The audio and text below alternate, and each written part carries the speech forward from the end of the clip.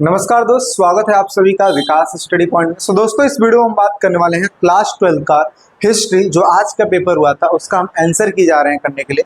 ठीक है, तो मैं आपको बता दूं थोड़ा सा आंसर की लेट डाल रहा हूँ इसलिए क्योंकि लाइट नहीं था यहाँ पे, है ना। काफ़ी टाइम बाद लाइट आया, देन मैंने कहा बच्चों को तो बताना है ही। तो चलिए अब करने जा रहे हैं, चीज़ों को समझने जा रहे हैं। सबसे पहले मैंने क्वेश्चन पेपर एनालाइज किया। देखिए, जहां तक मुझे लगता जाओ आपका एमसीक्यू क्वेश्चन पूछा गया, ठीक है। हम ऐसा नहीं कह सकते हैं कि बिल्कुल इजी आया था, हम ऐसा नहीं कह सकते क्योंकि देखो एक टीचर को नॉलेज होती है, ठीक है, लेकिन बच्चों के पॉइंट ऑफ व्यू से अगर वो देखें तो इजी नहीं था उतना ज़्यादा।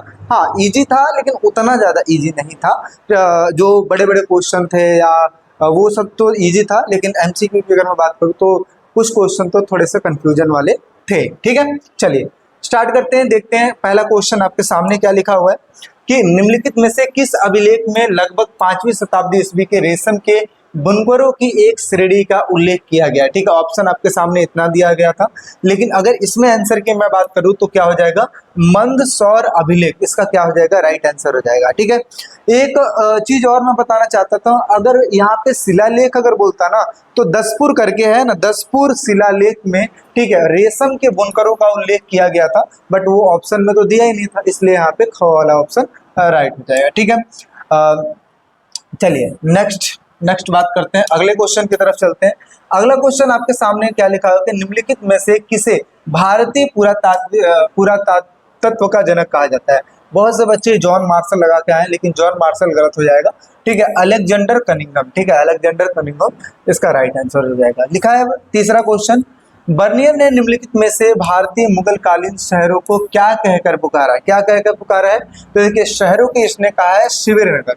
ठीक है, राजा जहाँ पे निवास करते थे, मतलब जहाँ पे निवास नहीं करते थे, जहाँ जहाँ जाते थे वहाँ पे शिविर लगता था और उसी को शिविर नगर कहा जाता था। ठीक है, यहाँ पे एक इमेज दिया हुआ है और इमेज देने के बाद यहाँ पे बताया गया कि इन चारों में से कौन हो सकते हैं। तो देखिए चैप्टर नंबर 4 से लिया गया है। ठीक है, सुल्तान जहाँ बेगम, शाहजहां बेगम। ठीक है, दो का बहुत ज्यादा इंपॉर्टेंस था, लेकिन ये जो चित्र दिया गया है किसका दिया है, शाहजहां बेगम का दिया गया है, इसलिए यहाँ पे ऑप्शन नंबर सी बिल्कुल राइट होगा। जिन बच्चों ने चौथे का सी लगाया बिल्कुल राइट हो जाएगा। ठीक है, चलिए नेक्स्ट बात करते हैं, अगले क्वेश्चन की तरफ चलते हैं। देखिए अगला क्वेश्चन हमारे सामने क्या लिखा हुआ है, अगला क्वेश्चन हाँ, ये तो खैर दृष्टिहीन बच्चों के लिए था, लेकिन क्या लिखा है, बौद्ध धर्म में चिंतन की नई परंपराओं किस नाम से जाना जाता था, तो महायान के नाम से जाना जाता है। ठीक है, चलिए अगला है, खाली स्थान को भरिए। क्या लिखा है, डैश डैश डैश राजाओं को उसकी मातृ नाम से चिन्हित किया गया था, किसको, घ वाला ऑप्शन बिल्कुल राइट हो जाएगा, सातवाहन। ठीक है, तो 5वें का जिन बच्चों ने घ ऑप्शन लगाया बिल्कुल राइट हो जाएगा। ठीक है, बात करते हैं छठे क्वेश्चन की। छठा क्वेश्चन देखिए क्या लिखा है कि प्रयाग प्रशस्ति के संदर्भ में, ठीक है, प्रयाग प्रशस्ति के संदर्भ में निम्न कथनों पर विचार कीजिए और सही विकल्प का चयन कीजिए। ठीक है, तो इसमें ऑप्शंस आपके दिए हैं कि इसमें गिरनार अभिलेख में ना कहा गया है, प्रयाग प्रशस्ति गिरनार अभिलेख में नहीं कहा गया, इसलिए पहला गलत हो जाएगा। ठीक है, सेकंड लिखा है इसकी रचना हरिशरण ने की थी। ठीक है, और ये प्राकृतिक भाषा में थी, नहीं ये संस्कृत भाषा में थी। ठीक है, तो यहाँ पे दूसरा, और यह समुद्रगुप्त के बारे में था। ठीक है, यहाँ पे दूसरा और चौथा सही है, तो इस वजह से यहाँ पे ख ऑप्शन क्या हो जाएगा, बिल्कुल राइट हो जाएगा। ठीक है, जिन बच्चों ने 6 वाले का ख ऑप्शन लगाया बिल्कुल राइट हो जाएगा। ठीक है, बात करते हैं 7 क्वेश्चन क्या लिखा है यहाँ, मतलब अभिकथन और कारण वाले क्वेश्चन दिए हुए। तो क्या लिखा है, इब्न बतूता द्वारा अरबी भाषा में लिखा गया उसका यात्रा वृत्तांत किताबुल हिंद है। ठीक है, तो ये लिखा है इब्न बतूता। इब्न बतूता जो है उसने जो पुस्तक लिखी थी उसका नाम था रिहला। ठीक है, ना कि किताबुल हिंद। किताबुल हिंद किसने लिखा था, अलबिरूनी ने लिखा था। तो ये तो पहला ऑप्शन तो क्या हो गया, गलत हो गया। दूसरा लिखा है कि मोरक्को के इस यात्री का जन्म तेजियर के एक शिक्षित और सम्माननीय परिवार में हुआ था, ये बिल्कुल राइट हो जाएगा। ठीक है, तो यानी कि पहला गलत है, दूसरा सही है, तो पहला असत्य है लेकिन आर सही है, यानी कि घ ऑप्शन क्या हो जाएगा, बिल्कुल राइट हो जाएगा। जिन बच्चों ने घ लगाया है बिल्कुल सही हो जाएगा। 8वें क्वेश्चन की बात कर लेते हैं। 8वां क्वेश्चन क्या लिखा हुआ है कि दी गई सूचना के आधार पर हड़प्पाई केंद्र की पहचान कीजिए तथा सही विकल्प का चयन कीजिए। और बॉक्स में दिया हुआ है कि इस हड़प्पा स्थल में नहरों के कुछ अवशेष मिले थे, तो कहाँ, और ये अत्यंत कीमती माने जाने वाले नीले रंग के पत्थर, ठीक है, लार्जवर्थ मड़ी के सबसे सबसे अच्छे स्रोत माने जाते थे, किसको कहा गया? शोतुरघई को। ठीक है, तो यहाँ पे ए ऑप्शन क्या हो जाएगा? बिल्कुल राइट हो जाएगा। ठीक है, 9 क्वेश्चन की बात कर लेते हैं। 9 क्वेश्चन क्या लिखा है कि संस्कृत व्याकरण अष्टाध्यायी के लेखक कौन माने जाते थे? कौन माने जाते थे? ख ऑप्शन बिल्कुल राइट हो जाएगा, पाणिनि। ठीक है, पाणिनि इनका बिल्कुल राइट आंसर हो जाएगा। ठीक है, चलिए अगला क्वेश्चन, 10वां क्वेश्चन क्या लिखा हुआ है कि महान तथा लघु परंपराओं के संदर्भ में कथनों में से कौन सा सत्य नहीं है? सत्य नहीं है पूछा है, तो क्या लिखा है? 20वीं शताब्दी के समाजवादी रॉबर्ट रेडफील्ड के द्वारा इन शब्दों का प्रयोग किया गया था, बिल्कुल सही है। और पुरोहितों तथा राजाओं का पालन किया जाने वाला कर्मकांड, बिल्कुल ये भी सही है। व्यापारियों द्वारा पालन किया गया कर्मकांड को लघु परंपरा कहते हैं, ये गलत है। ठीक है, क्योंकि व्यापारी देखिए मैक्सिमम अगर देखा जाए तो ये लघु परंपरा किसके लिए था? जो ऐसे कृषक थे जो कि गरीब थे, ठीक है, उनके लिए किया गया था। तो इस वजह से ठीक है, यहाँ पे मेरे हिसाब से जो ऑप्शन ग है वो राइट हो जाएगा, क्योंकि नहीं पूछा है ना, इसलिए यहाँ पे ग वाला ऑप्शन राइट हो जाएगा। ठीक है, चलिए अगले क्वेश्चन की तरफ चलते हैं। 11वां क्वेश्चन लिखा कि दिए गए कथनों की ध्यानपूर्वक पढ़िए और शासक का चयन कीजिए। क्या लिखा है? 15वीं शताब्दी में उड़ीसा के शक्तिशाली शासक थे और इन्हें हाथियों का स्वामी भी कहा जाता था। देखिए हाथी को हम क्या कहते हैं? गज कहते हैं। क्या कहते हैं? गज। तो इसलिए गजपति शासक बिल्कुल ही राइट हो जाएगा। यहाँ पे को ऑप्शन क्या हो जाएगा? बिल्कुल राइट हो जाएगा। अगला, निम्नलिखित में से हड़प्पाई बाट संभवतः किस पत्थर से बनाए जाते थे? चर्ट नामक पत्थर से। ठीक है, देखिए बच्चे ने गलत लगाया, सिलखड़ी लगाया, सिलखड़ी नहीं है। ठीक है, ये कोई मनका बनाने की बात नहीं की जा रही है, तो ये बेसिकली किसकी बात की जा रही है? ये बेसिकली बात की जा रही है पत्थर की। ठीक है, सॉरी बाट की बात की जा रही है।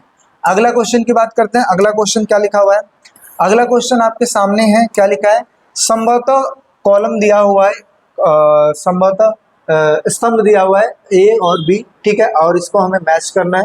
तो मैंने बताया था इनमें से कोई अगर आप एक भी मैच कर लेते हो तो समझ जाइए कि आप आंसर तक पहुंच सकते हो। जैसे पहला ही देख लेते हैं, बुद्ध का जन्म कहाँ हुआ था? तो नेपाल यानी कि लुम्बिनी में हुआ था, तो इसका ऑप्शन ये मान लेते हैं। पहले का क्या हो गया? बी। तो चेक कर लेते हैं कहीं पहले का बी लिखा हुआ है क्या?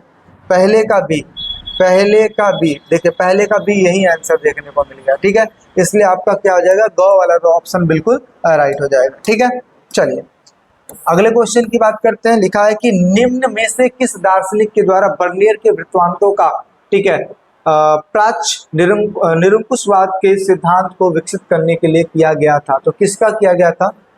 मोंटेस्क्यू का किया गया था। तो यहाँ पे को ऑप्शन क्या हो जाएगा? बिल्कुल राइट हो जाएगा। ठीक है, चलिए 15वें क्वेश्चन की बात करते हैं। सादीनामा और लोरीनामा के रूप में लिखी गई दक्कनी कविताएं किस क्षेत्र में रचित हुई थी? तो कहाँ रचित हुई थी? तमिलनाडु में, आंध्र प्रदेश में, कर्नाटक में या फिर केरल में? तो ठीक है, तो ये कहाँ हुई थी? कर्नाटक में हुई थी। तो 15वें का क्या हो जाएगा? ग वाला ऑप्शन राइट हो जाएगा। आगे 16वां लिखा है कि संस्कृत के ग्रंथ तथा अभिलेखों में वणिक शब्द किसके लिए प्रयुक्त किया गया? वणिक जो शब्द है किसके लिए प्रयोग किया गया है? कृषकों के लिए किया गया, व्यापारियों के लिए, सैनिकों के लिए या फिर किसके लिए? तो ये किसके लिए किया गया है? व्यापारियों के लिए। ठीक है, इसीलिए वाणिज्यिक भी बोला जाता है। तो इस वजह से यहाँ पे ख ऑप्शन राइट हो जाएगा। ईंटों की बनी अतिया मस्जिद 1609 निम्न में से किस जगह पर है? तो कहाँ पे है? बांग्लादेश में। तो 17वें का ख वाला ऑप्शन क्या हो जाएगा? बिल्कुल राइट हो जाएगा। 18वें की बात कर लेते हैं। दिए गए विकल्पों में से सही चयन कीजिए तथा रिक्त स्थान की पूर्ति कीजिए। तो हड़प्पा सभ्यता में चोलिस्तान के कई स्थलों और डैश डैश से मिट्टी के बने हल्के प्रतिरूप मिले हैं। ठीक है, तो इसका क्या हो जाएगा? कहाँ से मिले हैं? तो ये मिला है अपना बनावली से। कहाँ से मिले? बनावली से मिला हुआ है। तो यहाँ पे गो वाला ऑप्शन क्या हो जाएगा? बिल्कुल राइट हो जाएगा। अगला बात कर लेते हैं 19वां। दी गई सूचना के आधार पर यात्री को पहचानिए तथा नीचे दिए गए विकल्पों में से सही का चयन कीजिए। तो 1440 में लिखा गया इसका यात्रा वृत्तांत संवेगों तथा अवबोधन का एक रोचक मिश्रण है। अपनी भारत यात्रा के दौरान वह मंगलोर आया तथा पश्चिम घाट को पार किया। पश्चिम घाट को पार किया। ठीक है, यहाँ पे देखिए थोड़ा सा अगर मैं आपसे कहूँ तो इसका जो आंसर है ना, एक सेकंड रुक जाइएगा बस, जो मेरे हिसाब से है इसका आंसर थोड़ा सा, इसमें थोड़ी सी कंफ्यूजन है क्योंकि यहाँ इन दोनों में से थोड़ा सा कंफ्यूजन है। ठीक है, तो मोस्ट प्रोबेबली चांसेस जो है बर्नियर भी हो सकता है, अब्दुल रज्जाक भी हो सकता है, तो इसका एक बार आंसर आप खुद चेक कर लीजिएगा, इन्हीं में से दोनों में से कोई आंसर होएगा। ठीक है, एक बार अगर आपको मिल जाएगा आंसर तो कमेंट में बता दीजिएगा, या फिर मैं भी कमेंट में आपको पिन कर दूंगा। तो ग और घ में क्या हो सकता है, कोई एक आंसर हो सकता है ग या घ में। ठीक है, चलिए भाई नेक्स्ट की बात कर लेते हैं, आगे समझते हैं। हाँ, इस्लाम के संदर्भ में जिम्मी का क्या तात्पर्य है। देखिए जिम्मी का क्या तात्पर्य है, तो यहाँ पे जो आंसर हो जाएगा घुसपैठी ये भी नहीं होगा, अनुयायी ये भी नहीं होगा, संरक्षित श्रेणी, संरक्षित अगर व्यक्ति लिखा होता तो ये वाला आंसर हो जाता, और लिखा है जंजीर। ठीक है, जिम्मी संरक्षित व्यक्ति में भी मेरे हिसाब से जो होना चाहिए, इन दोनों में से ही एक आंसर होना चाहिए। वैसे मैं इस ऑप्शन के साथ जाना चाहता हूँ। ठीक है, क या ग में कोई एक आंसर होना चाहिए। ठीक है, क या ग में क्या होना चाहिए, कोई एक आंसर होना चाहिए। ठीक है, चलिए अगला लिखा है कि तुम्हारा पक्षी हाजा पक्षी हो और उसकी आवाज राजप्रसाद में सुनाई दे।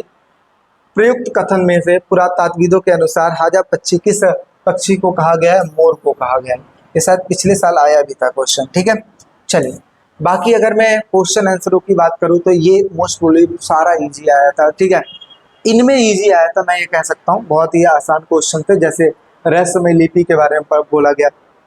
अच्छा एक चीज मैं क्वेश्चन को थोड़ा सा पढ़ना भी सिखाता हूँ, है ना। जैसे मान लीजिए पहला क्वेश्चन ये आपका आ गया, ठीक है, तो आप छूटते ही ना इसमें नोटिस किया कीजिए कि आप क्या पढ़े हो। जैसे इसमें देखिए रहस्यमय लिपि लिखा है ना, तो आप छूट के समझ जाओ कि इसमें लिखना किसके बारे में, हो ना हो रहस्यमय लिपि के बारे में लिखना है।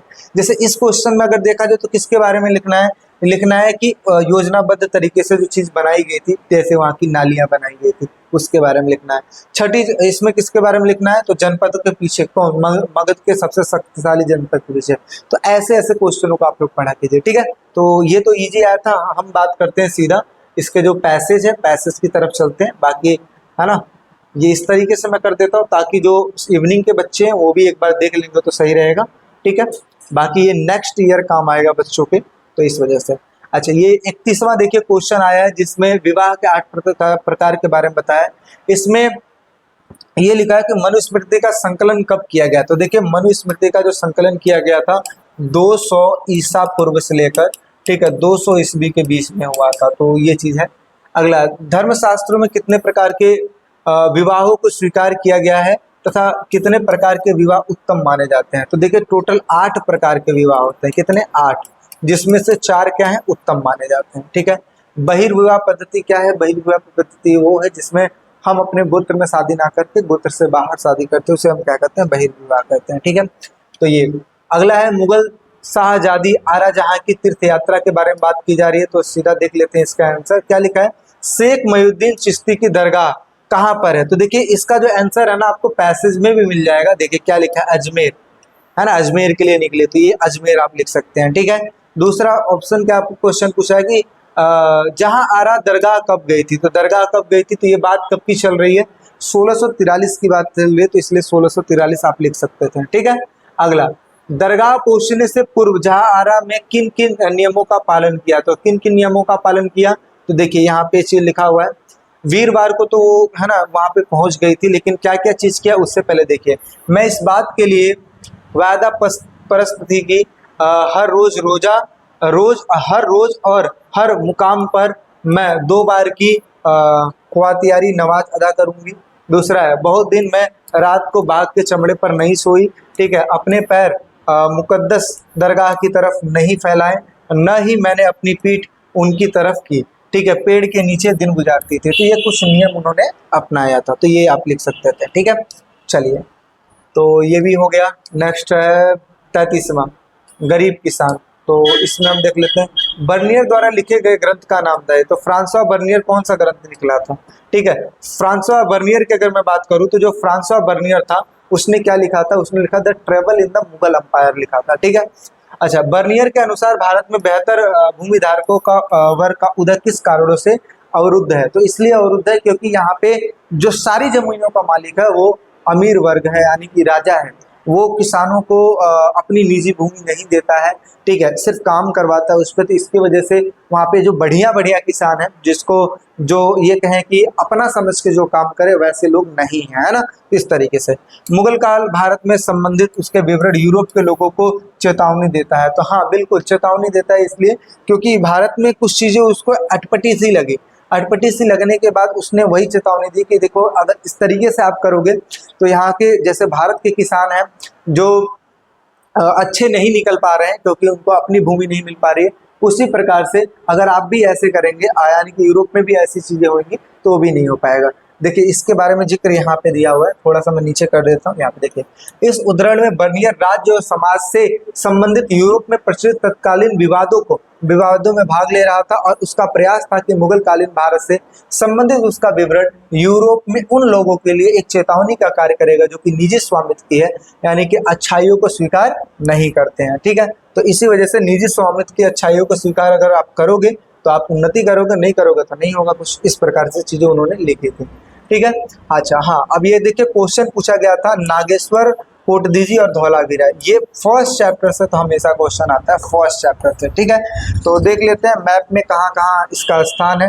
तो सबसे पहला क्या पूछा है, नागेश्वर पूछा है। तो नागेश्वर देखिए मैंने मैप में बताया था नाग की तरह है, तो देखिए यहाँ पे नाग की तरह, नाग देखो इस प्रकार से मैंने बताया था ना। तो ये देखिए यहाँ पे हो गया नागेश्वर, ठीक है, यहाँ पे लिख लीजिएगा नागेश्वर। दूसरा आपसे पूछा है, क्या पूछा है, दूसरा आपसे क्वेश्चन पूछा है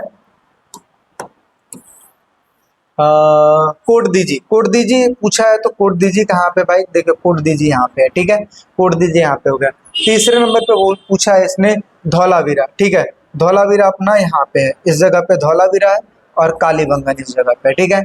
अच्छा बी ऑप्शन क्या है, तो बी ऑप्शन देखिए मेरे हिसाब से ये जो जगह है ना, परफेक्ट जगह नहीं है। ये तो मतलब टिक तो कर दिया है, अब तो बताना तो पड़ेगा ही, लेकिन ये परफेक्ट जगह नहीं है, ये इस जगह पे आएगा, ठीक है, नीचे थोड़ा सा आएगा। तो वैसे तो ये है भरहूप, ठीक है, लेकिन ये आएगा थोड़ा सा नीचे, ठीक है। और क्योंकि बौद्ध स्थल पूछ रखा है, तो इस वजह से ये वाला जो हो जाएगा अजमेर हो जाए, अजमेर, अजमेर नहीं होगा, अमरावती होगा, ठीक है, अमरावती, नीचे वाला अमरावती हो जाएगा, ऊपर वाला होगा भरहूप हो जाएगा, ठीक है। तो इस तरीके से अगर देखा जाए तो ये हो गया अपना कंप्लीट, ठीक है। तो इसी तरीके से आपका जो पेपर है आया था, और आई होप सो आपको सारी चीज़ें अच्छी लगी होंगी। और बाकी इसी तरीके से चैनल से जुड़े रहिए, नेक्स्ट की तैयारी अभी तो देखो ये जो नंबर वगैरह आएंगे, इससे आप सिर्फ ये समझो एक तरीके से रिहर्सल हो रहा है, वो मतलब आपकी प्रैक्टिस हो रही है। अब जो तैयारी होगी उसको मेन तैयारी कहते हैं, ठीक है। तो चैनल के साथ जुड़े रहिए, बाकी अच्छा लगा हो तो वीडियो को लाइक शेयर सब्सक्राइब जरूर कीजिएगा। मिलते हैं एक नेक्स्ट वीडियो में, टेक केयर, बाय बाय।